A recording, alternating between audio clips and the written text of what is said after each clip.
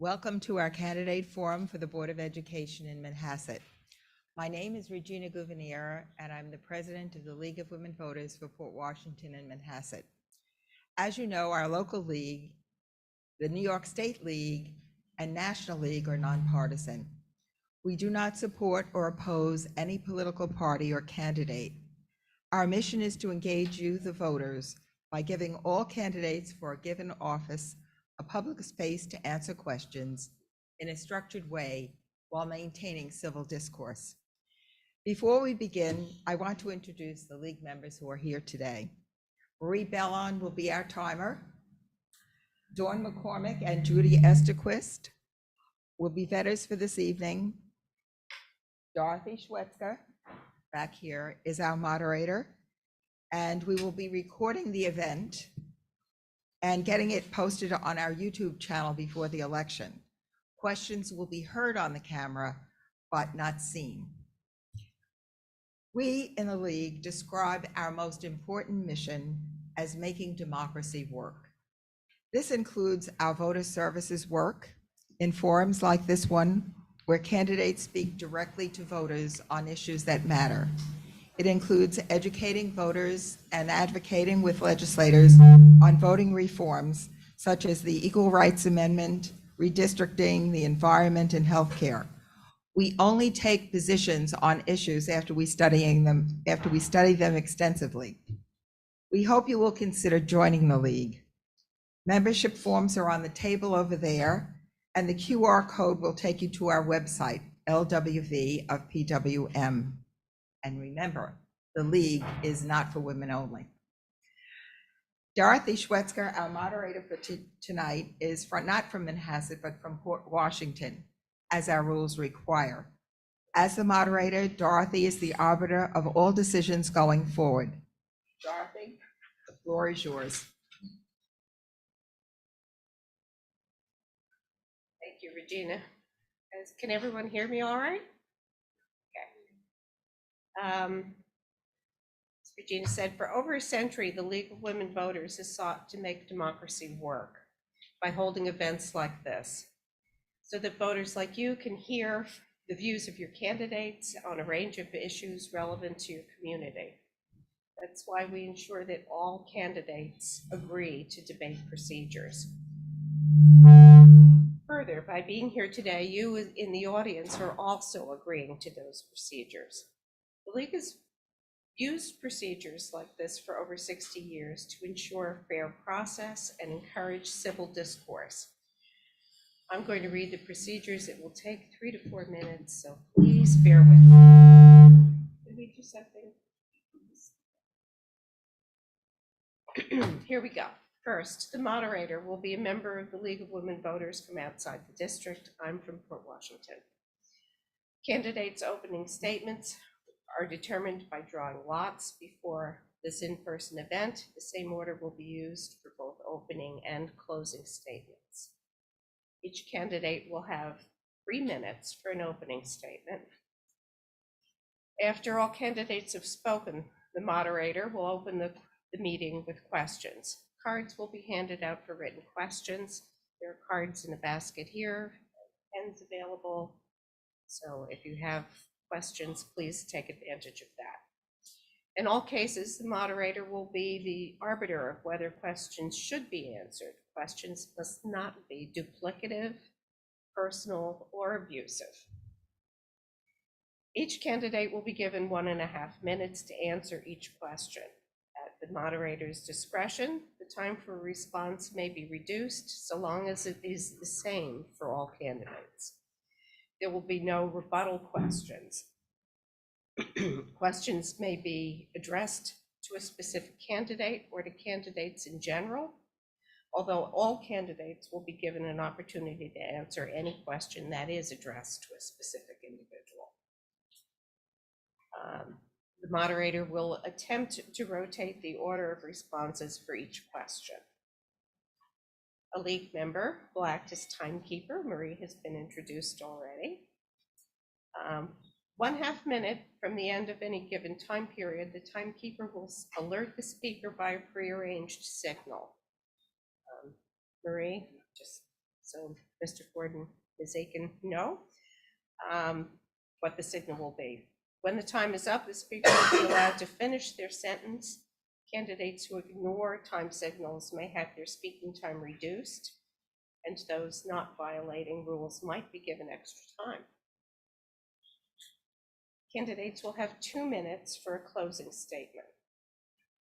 Since the purpose of the meeting is to determine the candidate's view, no substitute for the physical presence of the candidate in an in-person event will be allowed should a candidate be unable to attend. No written or recorded statement may be provided in lieu of active participation by a candidate. Forums require 2 or more candidates for each state to be present. The use of props, charts, or visuals in the display of campaign collateral or apparel is prohibited. In accordance with league policy, audio and video recording by authorized members of the media will be permitted only if agreed to by the candidates present. The league maintains the right to record the forum and to publish it on league-controlled electronic pages. No other recording will be allowed. No partial transcript or recording may be published without written permission of the league. So those are the basic rules, and both candidates have agreed to comply with these procedures. And now you in the audience are also agreeing to them. Now, like you, we're all here today because we believe citizenship requires both knowledge and civic engagement, and that the responsibility of maintaining good government rests on the shoulders of the citizens, all of the people who are here today. So we have some extra expectations of you. Please be sure your cell phones are turned off or at least silenced. And please don't block the doors or the camera. The purpose is to hear the candidates, so let's focus on their voices, not yours. Please remain seated and silent during the Q&A. The moderator will stop the debate if the audience interruptions reduce the time for candidates to speak, and we're here to listen to them, so please be cooperative. To repeat, the league policy permits only authorized recording of the forums. Taking clips or segments is not authorized. The league is recording this forum and will post it on our YouTube channel before the election probably tomorrow sometime. And we thank you all for being here to learn from each of the candidates who seek to represent you. And we're ready now for opening statements. Mr. Post will go first. Thank you. Good evening, everyone. I'd like to thank the League of Women Voters for hosting this forum tonight. Good evening, Pat, and good evening to everyone in the community who has joined us here and may be viewing at home. My name is Ted Post. My wife, Jenna, and I have been in Manhasset for 8 years. We have 3 children in the district, a 7th grade daughter in the middle school, as well as sons in 5th grade and kindergarten. In our time here, we've met some incredible people and made what I know will be lifelong friends. I'm proud to be here in Manhasset and plan to be here for the long haul. Here in Manhasset, my wife is heavily involved in the SCA. She is currently the middle school president. I've been a member of the MAC committee for the last 2 terms. Education has always been at the forefront for me. My parents always valued education and pushed me academically. My mother was a public school teacher her entire career. My father was a president of the BOE in my home district. I was old enough to understand what he was doing and also saw how he contributed to the community. It left an impression on me about what was important.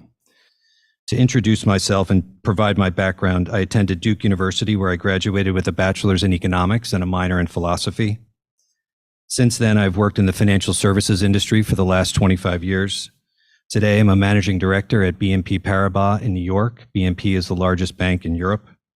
For BNP, I'm co-head of the U.S. prime brokerage business and manage their sales and origination teams across the country. I'm also a member of the U.S. Equities Executive Management Committee, which run our business in the U.S. I'm also a director on the board of the Managed Funds Association. The MFA, as it's known, represents the investment industry in Washington by advocating for public policies that foster efficiency, transparency, and fair and competitive tax and regulatory structures, all things I favor. In these positions, I've developed enormous experience how to operate in highly regulated environments, deal with complex problems, and also bring ideas to life by building meaningful relationships with people, all skills well suited for the issues faced by today's school boards. If I'm elected, here's what I would be focused on. Recruit, retain, and lead the best talent. We've had some turnover in the district recently. Let's make sure we're recruiting and hiring and leading the best people educating our children. Get back to basics. Let's support and trust our great teachers to deliver the right curriculum. Let's be inclusive of all of our children, but no agendas or politics in our classrooms. Listen, while increasing participation and transparency, have open and constructive budget and policy discussions. We should have a solutions-driven culture in our district, focus on raising our standards. We should constantly strive to set standards of excellence for students. We shouldn't be beholden to guidelines that produce mediocrity. Thank you. Thank you, Mr. Cole.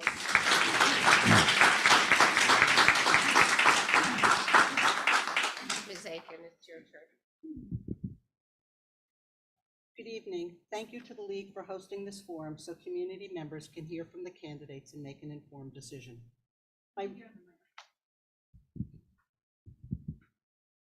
My reasons for running for the board have always been because I care about our children and I know I can make a positive, meaningful contribution.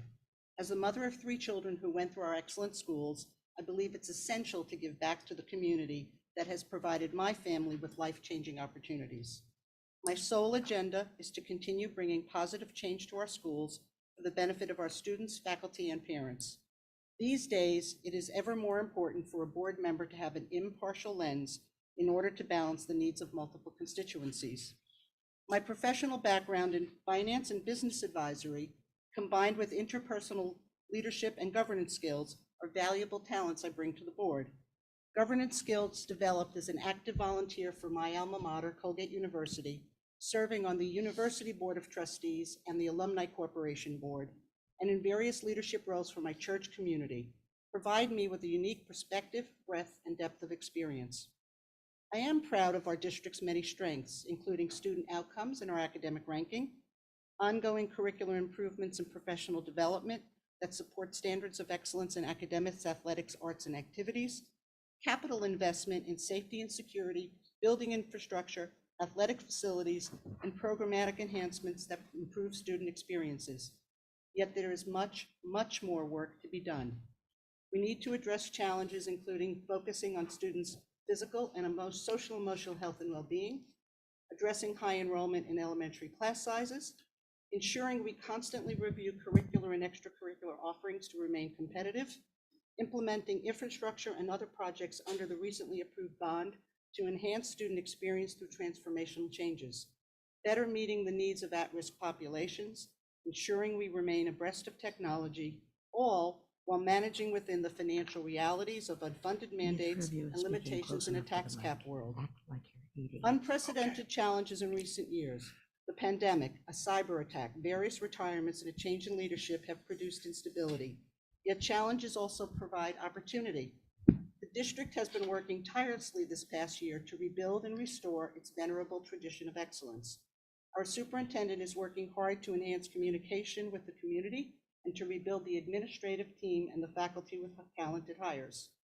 The governance team is developing with an average tenure of the other members of 1.5 years.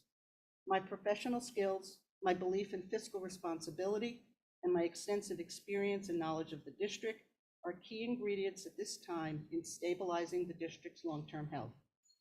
Effective school board governance requires a broad range of diverse skills and knowledge. I hope what we discuss over the course of,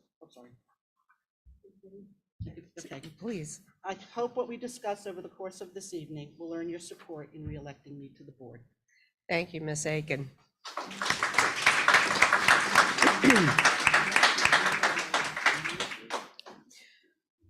I neglected to say before that during the Q&A period, we shouldn't have applause. We're going to hold any further applause until after the closing statements. So, but now we are ready for the Q&A period. And Ms. Aitken will be going first on the first question. which is, are there any situations that would justify voting down the proposed budget? I am fully in support of the budget. I do not believe that it is prudent to vote down the budget. I think that, as has been discussed when it was presented to the community and as approved by the entire board when we approved the budget, it really is the best budget within the circumstances that we're dealing with. Right now, the realities of inflation and the realities of high health insurance premiums really put a bind on what the flexibility is that the district can do. But to vote down the budget would hurt the children because there are lots of programs that continue to be maintained in the budget, and that is really important to continue to give them those offerings that are there. Right, thank you. I agree. I was told to eat the mic, right? That's what, we weren't speaking into the mic enough. So I agree. We have to pass the budget. That is clear. That is the best thing for our students. It is the best thing for our community, but I do think we need to reprioritize some things in the budget. The realities of inflation are absolutely real, but my view and what sort of got me started in this was thinking about how do we bring some efficiencies to our budget? How do we do more with less? If this is the reality of a tax cap, which is the reality of dealing with school budgets in New York State, I realize that, but I believe we have to do a little bit better about our priorities. Class size is a big one for me, and I think we have to sort of get back to basics and take a look at our administrative footprint, to be honest. I think there's some waste, and I think there's some things that could be done better, but we absolutely have to pass the budget. And if you give me a chance to take a look, I'll make sure to try and see if we can do more with what we have. Thank you. The next question is,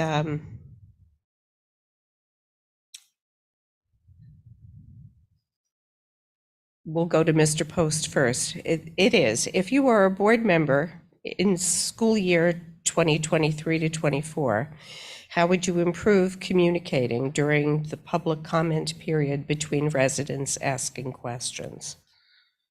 I'm assuming this is the public comment period on the budget? Or no? Right. I think on the budget, and then I think, just in general, how all the meetings are run. I mean, I think there's a feeling in the community that, our voices are not really heard at board meetings, and if they are, they're heard after 11 o'clock at night, which is not the best thing for the community. I mean, people want to be heard.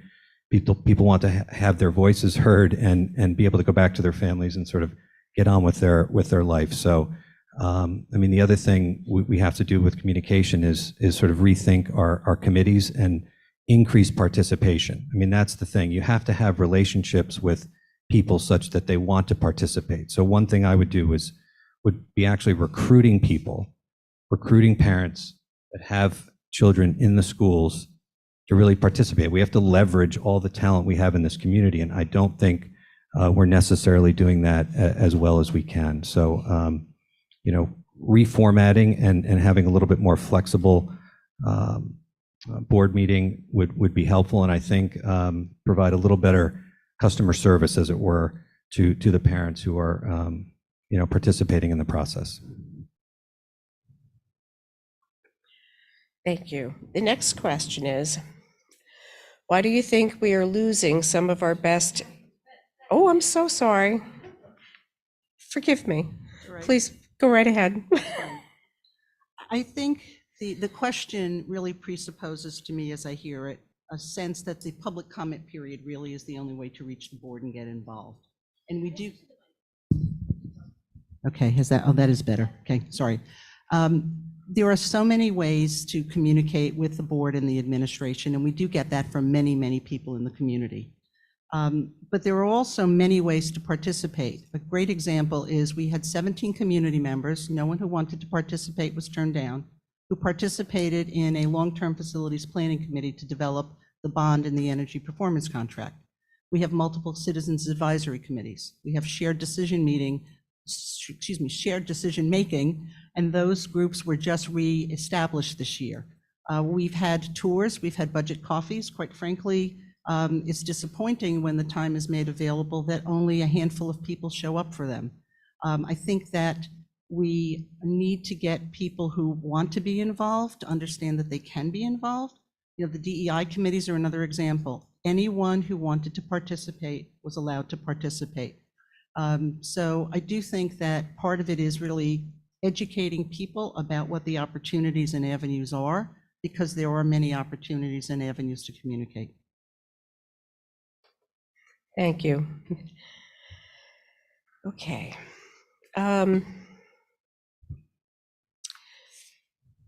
This next question is, why do you think we're losing some of our best teachers to other districts? And why do you think there has been so much recent dysfunction from senior administrators? And what can be done to fix this? That would be up to you first, Ms. Sure. Aitken. Yeah.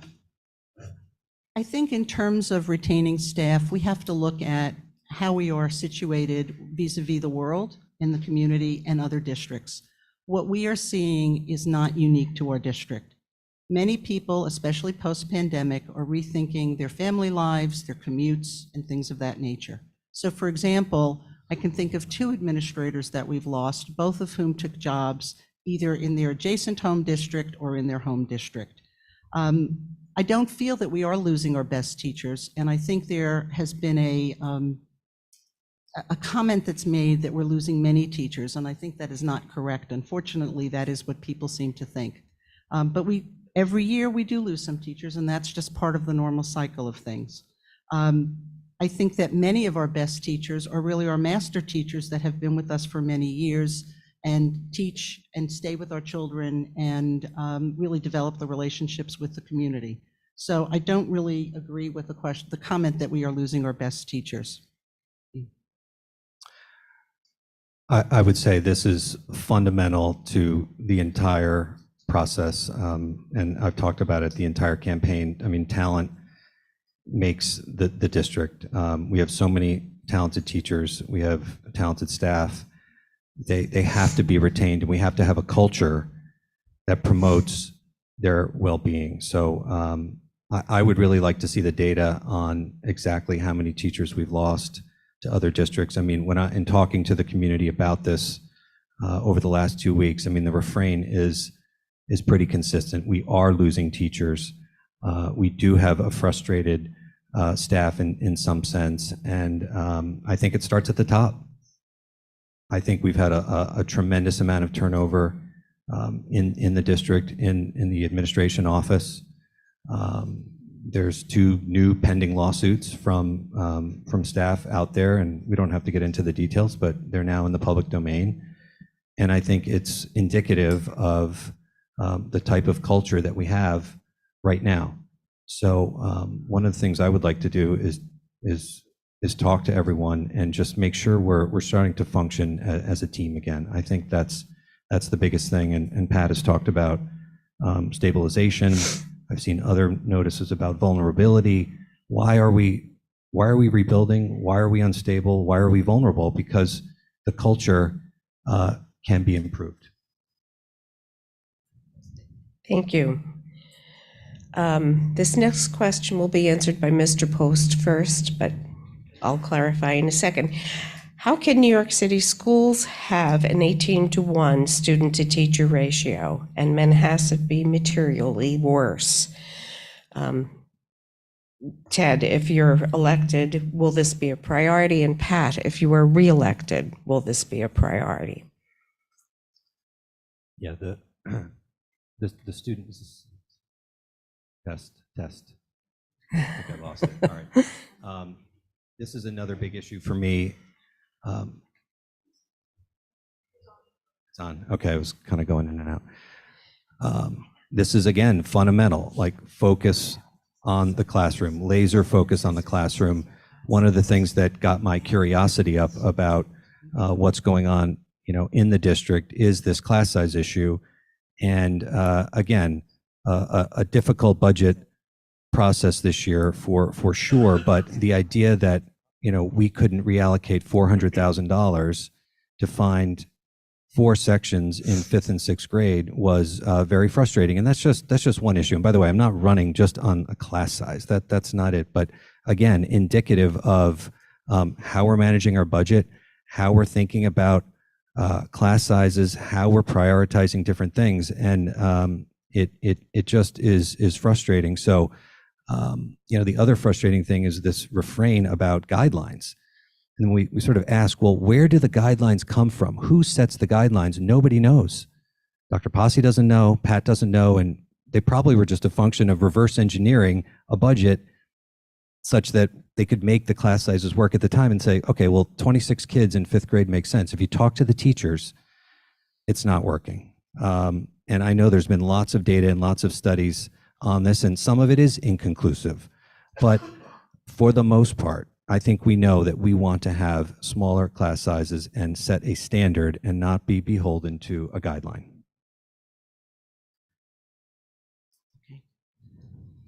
First of all, the numbers that are quoted for New York City really refer to a phase-in that has to be accomplished by 2028. There are certain exemptions. I can't speak to all of them, but I know that there are exemptions. And the New York City mayor was recently quoted as saying that this essentially is an unfunded mandate. And that's really the important part. We would have smaller classes if we could and could afford it in the budget. And a good example would be this year, where healthcare premiums increased 14% instead of the typical 6%. The 6 or 8% differential would be, each percentage point is about $125,000. So if you take 6% as a differential from the trend, that's $750,000 that if we didn't have to, it wasn't required to put to healthcare premiums, we could have put to program, including teachers. I think that also it's important to note that during the discussions recently publicly at the board table, Dr. Posse suggested, and the board all agreed, that we would reinvigorate a committee called the Citizens Advisory Committee for Legislative Affairs. That's been dormant for a few years, and then working perhaps even with the Citizens Advisory Committee on Finance, look at funding that we get, state aid, class size, and look at ways we could really revisit the issue on that. So the board has made the commitment to look at that. Thank you. Our next question continues on the class size theme, I think. At a recent board meeting, a community member advocated for smaller class sizes, specifically in Muncie Park grade 6, because smaller elementary class sizes are better for learning. A district like Manhasset should have smaller elementary class sizes. If the district were to decrease class sizes across all of the elementary grades by simply adding 1 class to each grade, it would result in 14 additional teachers, which would cost approximately $1.6 million. How would you pay for this? What specifically would you eliminate to fund the $1.6 million?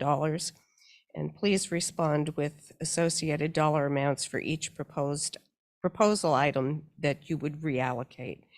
And Ms. Aitken, you have this first. Okay. I think, as I was saying earlier, that's really the challenge, because there's really it's the budget under the tax cap really is a zero-sum game. We're not allowed to increase more than the levy unless we do an override, and an override requires 60%. Since the tax cap was introduced in New York State, over 90%, if not more, of the districts have not overridden. They've just stayed within the tax cap. So it's important to understand that. So in that zero-sum game, you'd have to take it from somewhere else. So what are the things that you can look at? And please, I'm not advocating doing this. Do we reduce varsity teams? Do we reduce social science research? Do we reduce AP programs? Do we reduce our educational specialists at the elementary school, where we have specialists in each of the schools for math, English, math, reading, writing, science, health? Do we reduce social workers? Do we reduce guidance counselors? Those are really hard decisions to make. And that's why in looking at the budget and looking at the students, it's really creating a balance. Yeah, I have a similar response to the last question, but this is an important thing for the community. I think it's also an important thing for the teachers in terms of how they feel about being supported. That's a big factor for me as well. But it is a balance. There's no doubt. I mean, the budgeting process is not easy. I'm not saying it is. But the idea that this is somehow controversial, and I think the idea and the frustration in the community was there wasn't enough engagement. So the budget process and the comment period isn't really a comment period, or that's the feeling. So I just want to make sure that if I'm elected, that people feel like they really are participating. And again, part of the responsibility of the board members is to draw people in.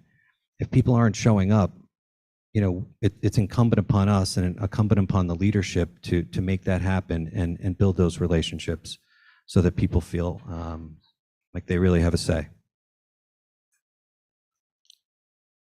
All right, thank you, Mr. Post. This next question is a little shorter, I think. How do you make sure to represent all families and not a narrow segment or a specific interest? Or how do you make sure to represent all families and not a narrow segment or a specific interest? This goes to you first, Mr. Post. Good question. Again, it comes back to relationships. I mean, that's the thing about this community that is so amazing. And I think the reason, my wife and I want to be here for the long term. I mean, the relationships you make are the key. You look at the data, or you sort of read studies. I mean, happiness is a function of meaningful relationships. That's what it's about. So you have to find common denominators with people, and you see an increasingly diverse set of people in this town, and I think it's fantastic. We should embrace it and make sure that everyone feels like they are part of a winning team. So I think in the last few years, just through my observations, we're kind of shouting past each other a little bit. But I would hope to try and stand in the middle of that and have some different and new constituents participating in the process.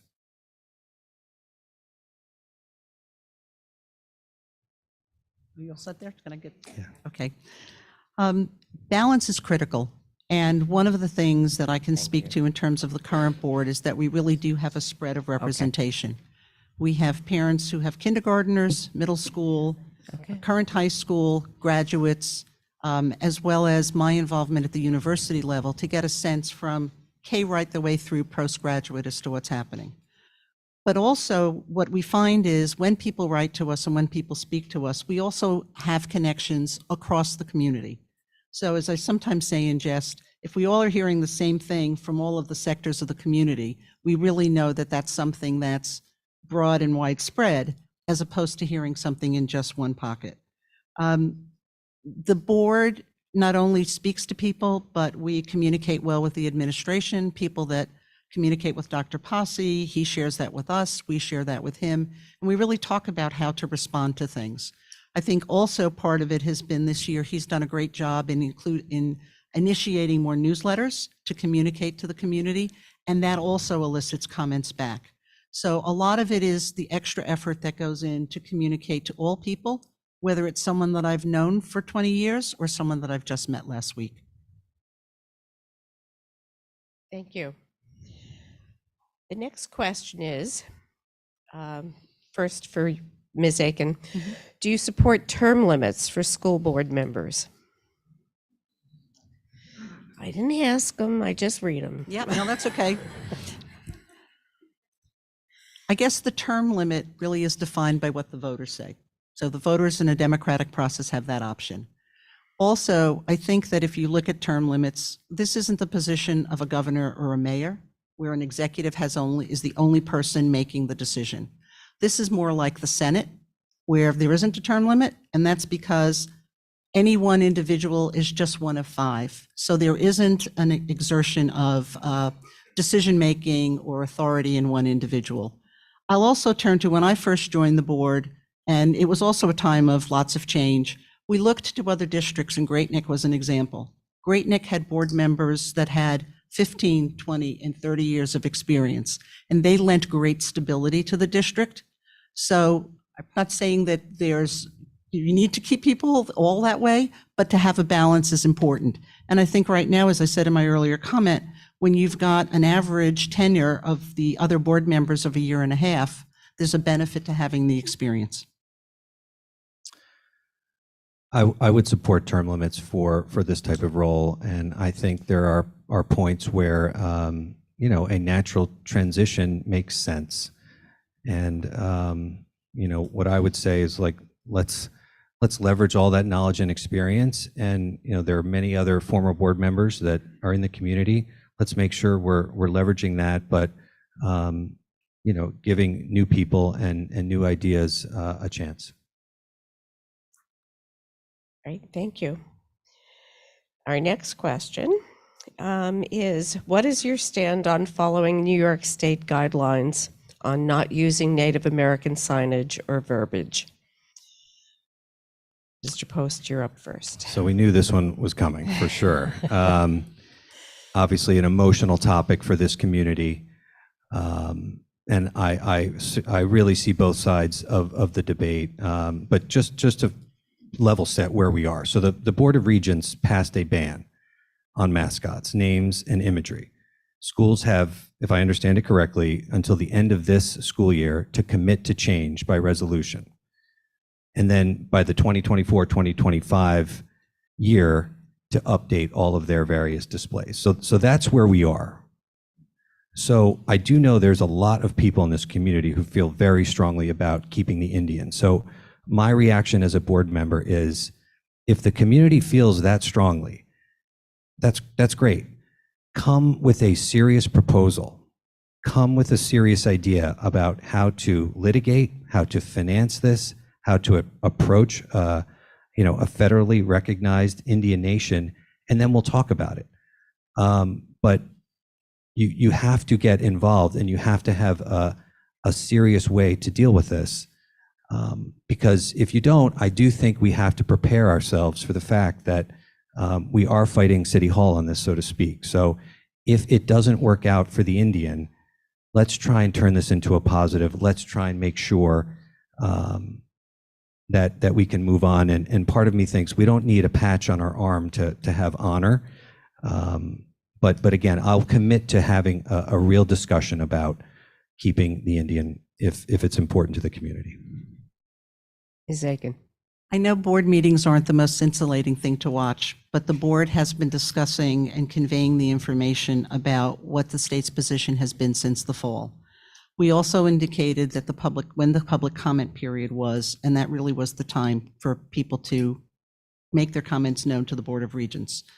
The information that came back in April, unfortunately, addresses very specific things. So, for example, there isn't a federally recognized Indian nation on Long Island other than the Shinnecox. The Shinnecox have made it very clear that they will not support anyone. The Montaukets, who we'd had discussions with, are not a recognized tribe. And all of the other tribes in New York State have also indicated that they would not support it. So for us to fight that, regrettably, would be using district funds. And I think you've all heard already that we're really tight on that, and it doesn't seem to be a prudent use of district funds.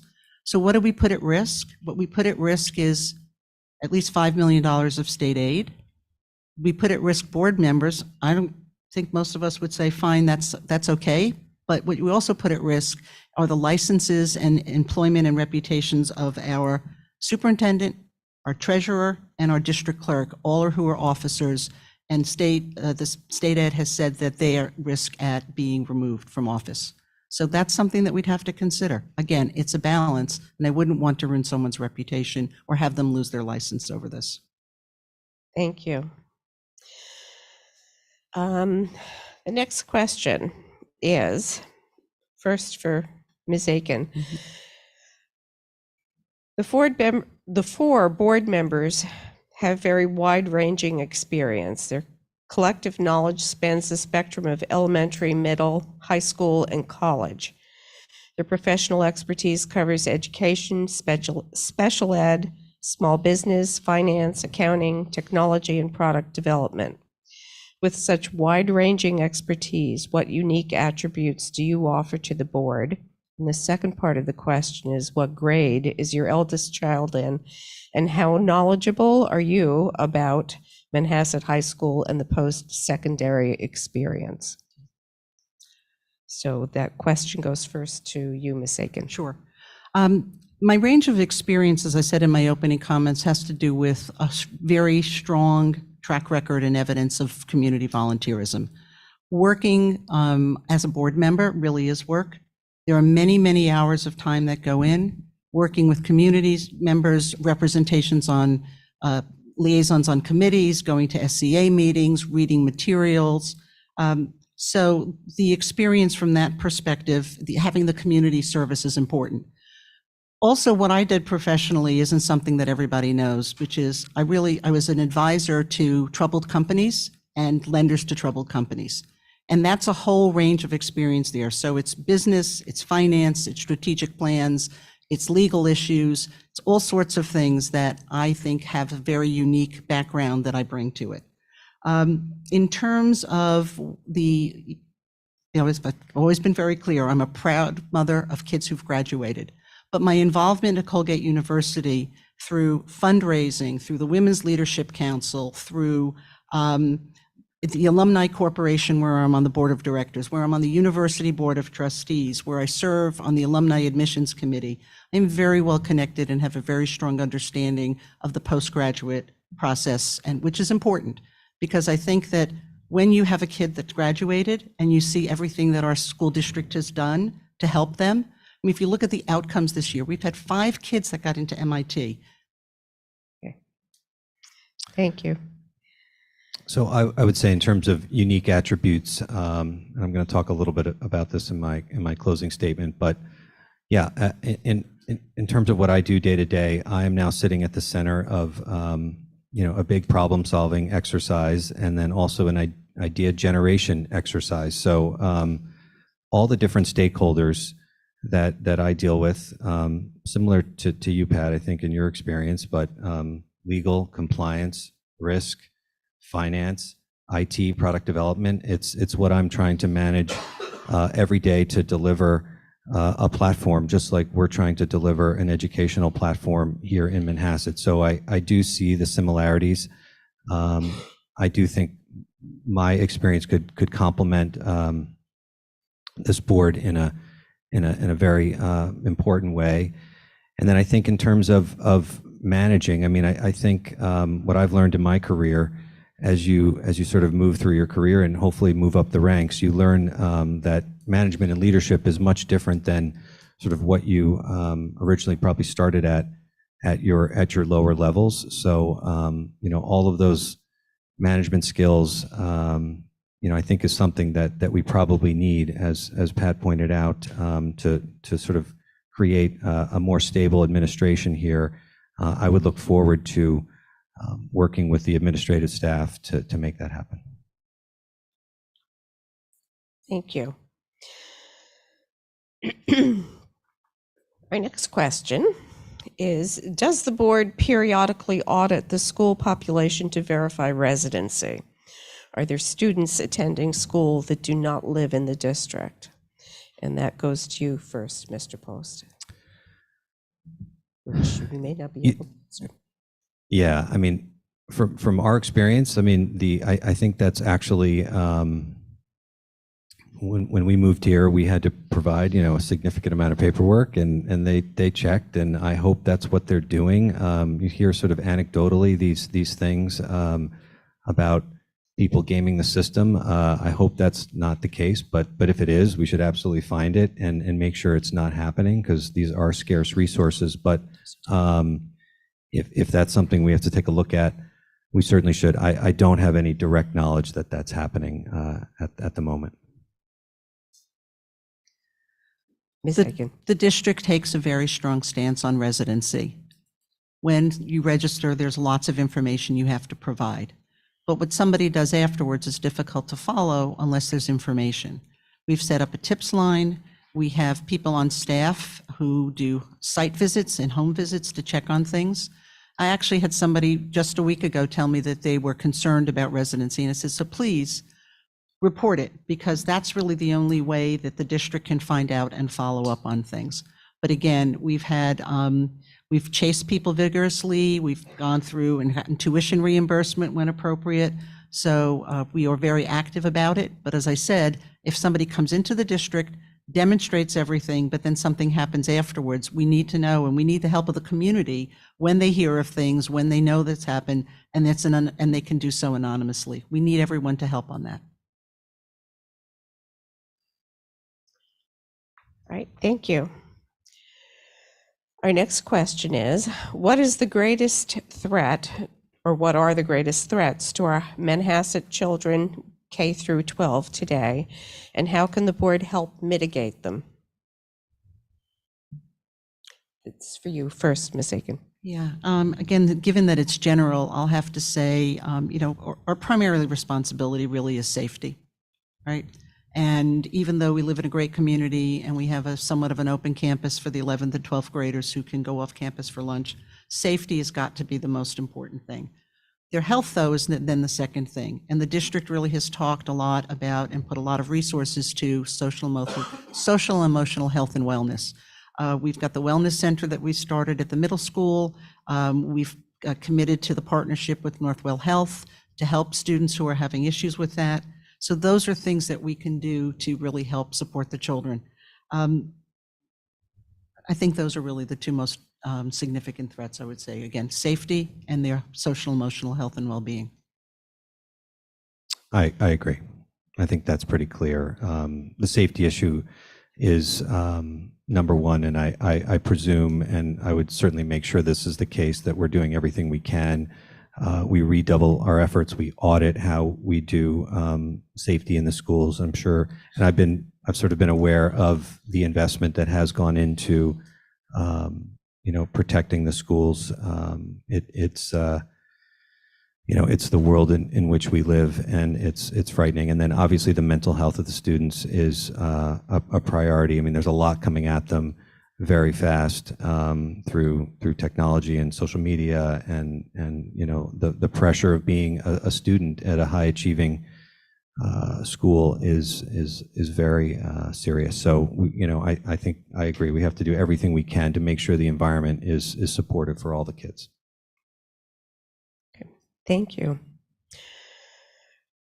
Our next question is, we've been having a great deal of discussion about history curricula around the country and how K through 12 students can be emotionally harmed by learning about some parts of our history where we didn't or aren't living up to our founding ideals. What parts of American history or current events do you think should be avoided or only discussed in upper grades, if any? That question goes to you first, Mr. Post. Yeah, this is also a charged topic. I mean, I think it's one where you really have to defer to the educational experts, right? So we do not write the curriculum as board members. We don't set the curriculum. There are history teachers and there are curriculum specialists that develop the curriculum that our students need to learn. So I'm emotionally charged, yes, but I think it's still our responsibility to teach the history. Make sure that there's not an agenda, but I'm not really in favor of limiting what students are learning, certainly in the upper school. Now in the lower schools and the elementary schools, yes, there has to be an age appropriateness for certain things, and I think that is up to parents in the community to really take participate in the process to make sure that we feel as a community and parents that the curriculum is appropriate for our younger children. Essentially, the state sets standards, and then the teachers and coordinators set the curriculum. Excuse me. I'm not aware of anything in our current curriculum that is controversial. Having said that, I'm a product of a liberal arts education, and I really believe in that. And part of having a successful liberal arts education and developing good citizens is being able to discuss and debate and have respect for different opinions. And I think that's the most important part in our social studies curriculum. It's learning about history and current events so that you can learn to discuss, analyze, debate, and really respect other people for what they believe. And I think that's really the stories and the history behind it is really to teach people about differences and how to get along together. Thank you. The next question is, how do state mandates affect Board of Education policy? For example, around DEI policies, teaching CRT, teaching gender fluidity, supervising book selection by teachers in school libraries. That question goes to you first, Ms. Aitken. Yeah. The one that I'll speak to is DEI because I think that's the best example of what we've done. When we looked at what was happening with respect to DEI, we determined that what was appropriate was to have that match our district goals. So we weren't trying to hit any political agenda, national agenda, or anything else.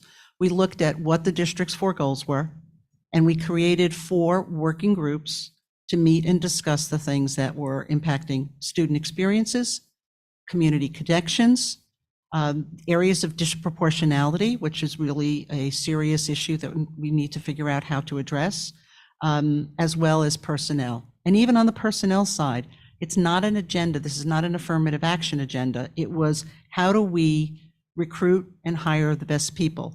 Because I think people look at DEI and hear something different. Part of DEI is inclusivity, and it's how do we make every student feel that they're an important part of this community. That's what inclusion is. So we know the Board of Regents mandated an initiative to advance diversity, equity, and inclusion. So I think the school is trying to address that for sure. And for me, this is not a political endeavor. I don't think all of the feelings that we have when we watch national politics, sometimes they do get manifested in people's feelings about what's happening in our schools or what should be happening in our schools. But I think when you talk to teachers, they're getting the job done. They are trying to focus on the curriculum. I don't really believe they are pushing any of these different agendas. But again, I come back to sort of age appropriateness. I think as students mature and they are able to think critically and understand more about what's going on around them, whether it's gender issues or issues of race, all those discussions really need to be had. They need to be flushed out and they need to be talked about. I mean, that's what makes you a relevant and thoughtful person. But I guess for me, it's just making sure we're doing that at the right stages of the student's educational career. Thank you. All right. Our next question. Being on the board is a significant time commitment. It is more than just attending board meetings. How many hours per week do you have available to donate to board business? Please list what other boards and duties you have commitments to and describe how you will be able to fit in the duties as a member of the Board of Education. That first goes to you, Mr. Post. Sure. Yeah, I thought a lot about this when I started this endeavor, and just like everyone here, I'm living a busy life in Manhasset, working, parenting, socializing, consuming youth sports, which takes a lot of time. But the reality is, for me, like I will find the time. It's that important, and I will reprioritize my life. So I'll probably coach a few less sports teams. I'll probably go to a few less Islander games. I'll probably have to eat some late dinners that Jenna leaves out, hopefully. But it's too important to me, and again, I want to make sure that I'm I'm doing my service and I'm contributing. I have a lot on my plate, but I'm a pretty fast learner, and I sort of enjoy the process of making myself as efficient as I can with my time. Ms. Aitken? Sure. While I do serve on other boards, those tend to be discrete meeting dates and times. So for example, when I get involved with church, that's fortunately a Tuesday night and not a Thursday night. The meetings up at Colgate tend to be at the weekend, so don't really interfere with the board work. But the commitment to the board, I would say, takes 2 to 3 hours a day, and that's on days when there are not board meetings.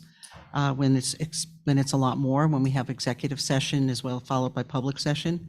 We are reading, we are communicating, we are looking at emails, we're looking at materials that are presented to us. So there is a significant amount of time, and I do have that time available. Thank you. Our next question is a follow-up on the mascot issue. Okay. Do you recognize that a very significant portion of the community agrees that Native American mascot is harmful, and the best way forward is to remove it and use this as a teaching moment for all of our students? That question goes to you, Ms. Aitken, first. I absolutely do recognize it. And for those who are perhaps newer to the topic, back in 2001, I believe it was, the then Commissioner of Education had commented that schools should move away from Native American mascots. At that time, our district did take certain steps, and that's how we kind of got to the current M with a feather. And a lot of the logos that was more denigrating were really actively removed. So time has moved on, though, and we're in a different age and time. And so, yes, I recognize that. I also recognize the connections that people in the community have, though, because lacrosse was an Indian game, and that people think, well, they don't see it that way. It's another example of what we have to do is get people to understand that it's not the bookends and the bookend opinions can't always really drive things. And what we have to do is understand that we've got different views and we have to respect each other for that. And that's a very difficult challenge. For me, I absolutely acknowledge that the Native American community has been pretty clear about this, that it's been harmful for them. So if they feel that way, then it has to be acknowledged, and we have to sort of think about that. Like if we don't, we're just sort of thinking about what's best for us. That doesn't strike me as the right balance. And again, you know, when I was researching for this debate, I mean, you look at Florida State University, what they've done with the Seminoles. I mean, they have a real relationship over decades, right, where they are participating in each other's communities. That Indian Nation feels good about what they have. The university feels good about it. But, you know, unfortunately, it doesn't seem like in New York State or in a lot of other areas that the Native American communities feel that they've been embraced. So unfortunately, that relationship is just not there to move forward. So I absolutely acknowledge it. I'm sensitive to it. And again, like I said during the first question, though, if people feel that strongly here, we should exhaust all avenues. We should do the work, but we also need to be prepared to move on. Thank you. Okay, our next question. It is important for the district to have a long-term master capital plan to manage our very tight budget. What would you propose for a master capital plan, Mr. Ford? Mr. Post, I keep wanting to call you the wrong name. Gerald Damn Ford. Sorry. He was president when I was born. So, so yeah, this is a big one for me, right? I mean, we have an aging physical plant. We have aging facilities.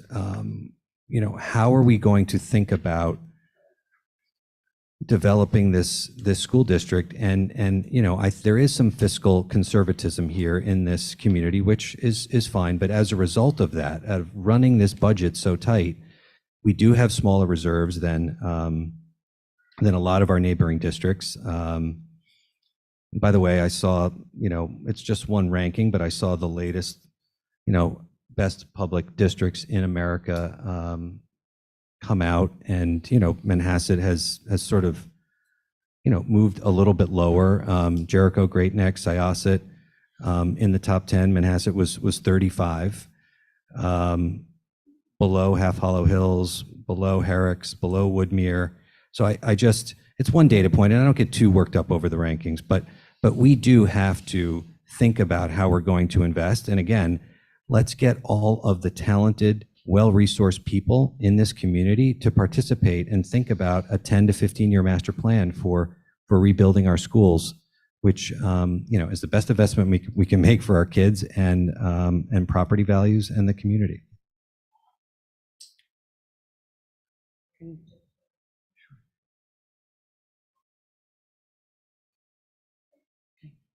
Can I Here we respond? go. Can I respond? Yes, please. Over the last 16 years, we have invested $68 million to fund safety, security, building infrastructure, athletic facilities, and programmatic needs. We recently, the community, passed a $44 million bond, and we're entering into a nearly $8 million energy performance contract. That was the result of, as I think I mentioned earlier, we had 17 community members with a lot of experience ranging from construction to finance to real estate to municipal finance to have input into that. The $44 million in bonds will cover 50 projects, which include major changes to the auditoriums, to infrastructure such as boilers. So I do think that it's going to take us probably a good 5 years, depending on how quickly state ed approves these. But we do have a plan. We've used a combination of bond financing, capital reserves, energy performance contracts, not to mention what's in the annual budget to make sure that we maintain. It's kind of like your car, you've got to go get it serviced, but also to make sure that if there's a problem that comes up during the year, we can address that. So in the world of school finance, we can only go as far as our bond financings. We did a bond in 2007, in 2014, and in 2022. And once we get through the, probably, as I said, 5, maybe a little bit longer time period to really implement these, we would look at other projects. All right. Our next question is, how should the district address the issue of gender fluidity, given that there are some families and students living this?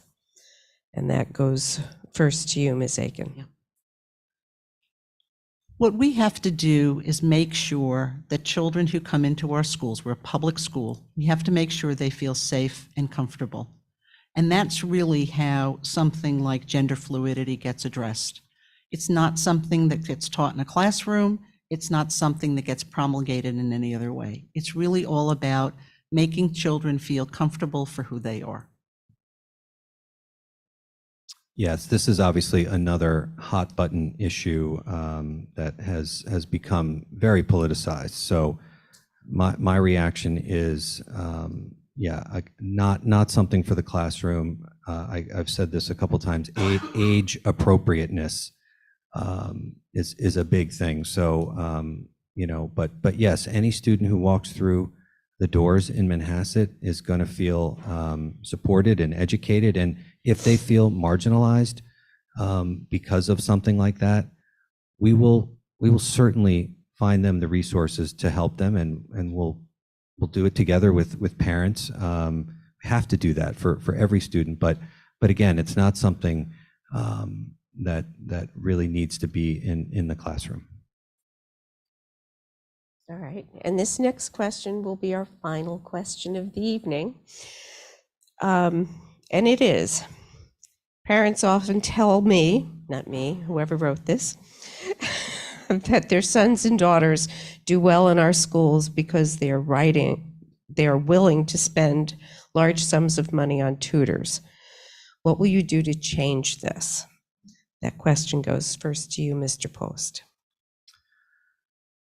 Well, it's a competitive landscape. I think we all know that. The pressure on students to perform, the college admissions process is, a very serious one. I made a few notes here just on this. I was down at Duke for my reunion. What should students do now? Get good grades and take appropriately challenging courses, make honest commitments to things that matter, make things better, get out of your bubble, get your hands dirty, be nice to people you don't need to be nice to. Obviously show strength in your curriculum, in the classes, the academic courses you've taken. So, so I understand how that manifests itself, and is I need a tutor. I mean, I'm absolutely fine with teachers earning extra income to tutor students. I think that's certainly absolutely their right. I do think there can be conflicts if teachers are teaching students and giving grades in that very same course or class. I would like to see that conflict not be there. So that would be my reaction. I'm fine with the tutoring, but in the instance where there could be a conflict, then I wouldn't really support that, I would say. Ms. Aitken. Yeah, I think when it comes to tutoring and how a parent views their individual child's abilities and where they need support, that really is a family decision. I think also, though, we have a lot to offer within the district. I actually was talking just yesterday with someone whose child needed help in math. I said, did they go to the math lab? Did they know that the Math Honor Society students help tutor? They said, no, they didn't realize that. Thank you very much for that. So there are ways within the district, and I know we have teachers who have special help. Before the AP exams and regions, their teachers have sessions for that. But ultimately, if a parent feels it's their choice, it's really not our decision as a district to do that. All we can do is make sure that we give as much support as possible. Thank you. Thank you both for your participation here. We are just about ready to move on to closing statements, and Mr. Post will go first. Thank you. I would be humbled, appreciative, and excited to receive your vote in this election. As someone with kids in the district today, I'm committed and vested for the long haul. I'm driven to do better over time with hard work. As we've talked about tonight and throughout the campaign, I'm focused on several key areas. Getting back to basics, laser focused on the classroom, supporting our great teachers, being inclusive of all of our children, and resourcing them properly. Listen while increasing participation and transparency. I mean, this theme, I think, is an important one for the entire community. And then when we do increase participation, leveraging all the talent we have, focus on raising our standards, don't focus on guidelines. And then our talent and our people, let's get back to being a team. Leadership is a big part of that. This board is 5 people. It shouldn't be about one person, but about the team. How do we get the best out of each other and all the stakeholders in our schools? When I thought about running for this position, and there was a question about this, I asked myself, would I be a compliment to the excellent board members that we already have? If you look at the composition of the board, I think I would. Jill has done so much in the SCA. She's a CPA with a strong accounting background. Steve is a coach, has been a coach among many other things, and brings a unique perspective and strong relationships. Nadia is an expert on academic methods and practices. Erin has amazing experience in education, psychology, guidance, special ed. I would bring a business and organizational rigor, as well as a relationship management experience to complement this board. So to me, it makes sense. I think we can be a great team. And for all of us, we can get back to playing as a team. So I'm committed to make that happen and raising the standards for everyone. Thank you very much. Thank you, Mr. Post.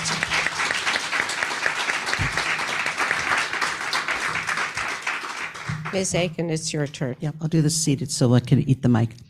I love this community. I'm proud of my record with the district, maintaining and improving the excellent education our children receive and engaging transparently with community stakeholders to build consensus while exercising fiscal responsibility. In seeking re-election, I pledge to you that I'm as committed, passionate, and focused on this important responsibility as when I first joined the board. I first ran for the board during another challenging and turbulent time in our community. My message then is just as relevant now.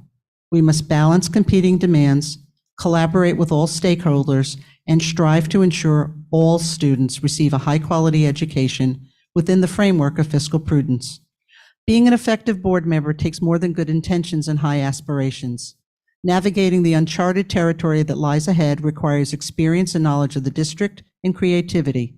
It requires proven leaders with integrity, who are fair and honest, who are impartial without a separate or political agenda, with strong interpersonal skills to compromise, collaborate, and build consensus when solving problems, who are open-minded, objective, good listeners, who think strategically, weighing perspectives and the implications and consequences of decisions, and who apply common sense and good judgment to manage through periods of instability.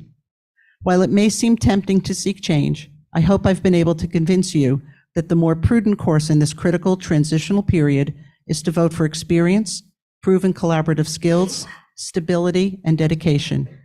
In asking for your vote, please consider what I will do for our community, my demonstrated abilities as an effective, objective, and impartial board member, my perspectives as a parent and engaged member of our community, my commitment to community service, and my professional experience and skills in business and finance.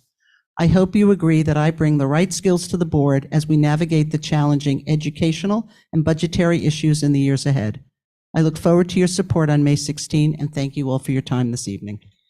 Thank you, Ms. Aitken. Now, hang on. Oh, I'm not done. I'd like to remind the audience that holding elected office is a public service, and running for office takes courage, as does participating in candidate forums like this. Both candidates have provided you with valuable information to consider in thinking about who you will vote for on Tuesday and why. Let's applaud them for this.